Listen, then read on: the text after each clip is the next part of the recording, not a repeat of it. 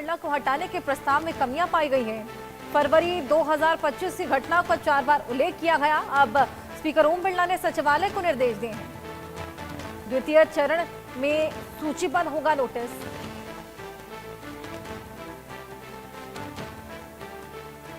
ओम बिरला को हटाने के लिए ये जो अविश्वास प्रस्ताव विपक्ष की ओर से, अब अविश्वास प्रस्ताव में कमियां पाई गई हैं। ओम बिरला को हटाने के प्रस्ताव में ये कमियां निकली हैं। फरवरी 2025 की घटनाओं का दरअसल इसमें 4 बार उल्लेख किया गया है। स्पीकर ओम बिरला ने सचिवालय को निर्देश दिए हैं। दोषपूर्ण नोटिस में सुधार करके कार्रवाई के निर्देश दिए हैं। नियमों के अनुसार फौरन कार्रवाई के निर्देश दिए हैं। बजट सत्र के द्वितीय चरण में सूचीबद्ध होगा ये नोटिस। तो नियमों के अनुसार अब इसमें बदलाव करने की बात कही है, क्योंकि फरवरी को आपको बताएं कि 4 बार मेंशन किया हुआ है नोटिस में। दोषपूर्ण है ये नोटिस और नियमों के अनुसार फौरन कार्रवाई के आदेश भी उन्होंने दिए हैं। द्वितीय चरण में अब एक नोटिस भी सूचीबद्ध होगा। नियमों के अनुसार फौरन कार्रवाई की जाए। ये जो खामियां पाई गई हैं, गलतियां पाई गई हैं, उसको ठीक करने की बात भी कही गई है। दोषपूर्ण नोटिस में सुधार करके कार्रवाई के निर्देश स्पीकर ओम बिरला ने दिए। आपको बताएं कि विपक्ष के द्वारा ये अविश्वास प्रस्ताव, क्योंकि विपक्ष लगातार ये सवाल खड़े कर रहा था कि उनको बोलने का मौका नहीं दिया जा रहा।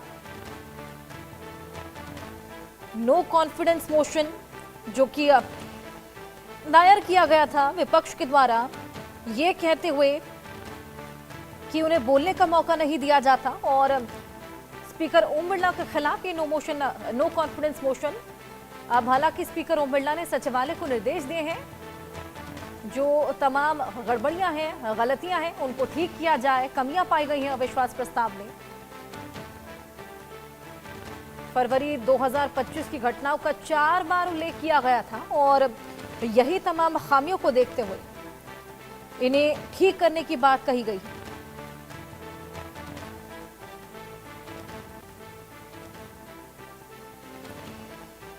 विपक्ष के अविश्वास प्रस्ताव के नोटिस में कई खामियां हैं। अब ओम बिरला ने इसको लेकर निर्देश दे दिए हैं। गौरतलब है कि ओम बिरला के खिलाफ अविश्वास प्रस्ताव इसलिए लाया गया क्योंकि विपक्षी दलों का आरोप है कि लोकसभा स्पीकर पक्षपातपूर्ण रवैया अपना रहे थे।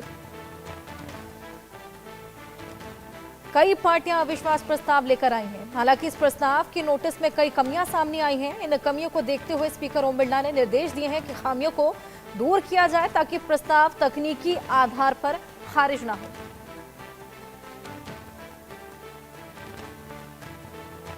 उन्होंने सचिवालय को निर्देश दिए हैं कि नोटिस में मौजूद त्रुटियों को ठीक करें, उसे दोबारा प्रक्रिया में लाया जाए।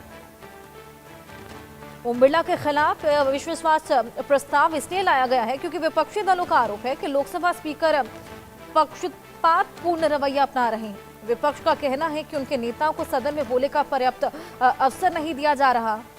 भारतीय संविधान के आर्टिकल 94C में इसे लेकर जिक्र है। साथ ही लोकसभा के नियमों परंपराओं में इसका जवाब दिया गया है।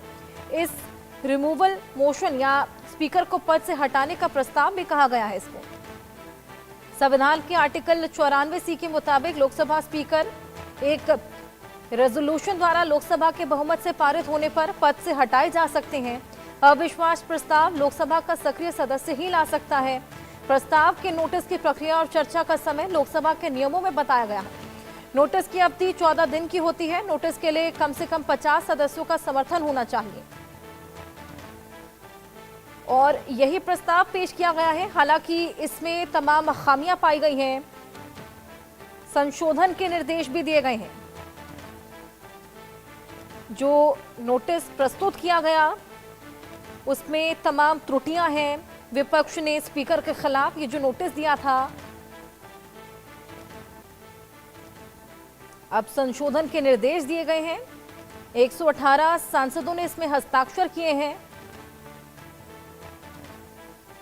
अध्यक्ष ओम बिरला ने सचिवालय को विपक्ष द्वारा प्रस्तुत दोषपूर्ण नोटिस को खारिज होने से बचाने के लिए उसमें संशोधन करने का निर्देश दिया, त्वरित कार्रवाई का आदेश भी दिया है।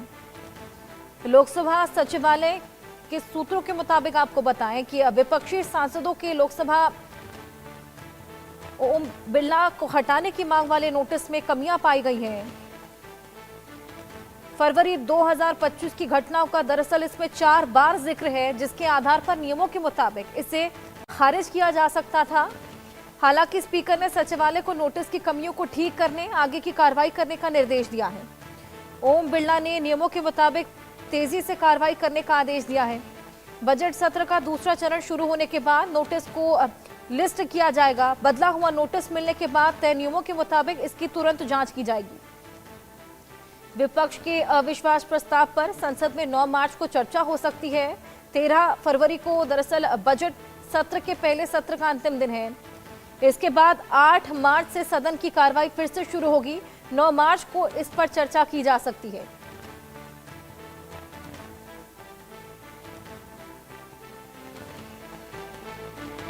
हालांकि खामी वाले नोटिस को खारिज नहीं किया गया है, इसमें सुधार करने की बात जो कि आगे फॉरवर्ड की गई है ओम बिरला द्वारा। 9 मार्च को इस पर चर्चा भी संभव है। लेकिन यहां एक बेहद बड़ा सवाल जो खड़ा होता है, आखिर विपक्ष की एकजुटता में कितनी गंभीरता है, क्योंकि इतनी खामियां मिली है इस नोटिस में।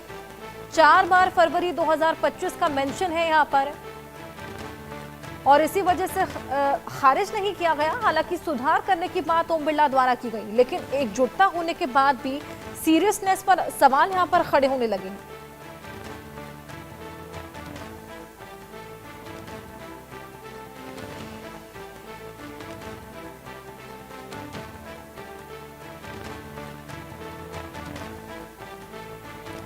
वहीं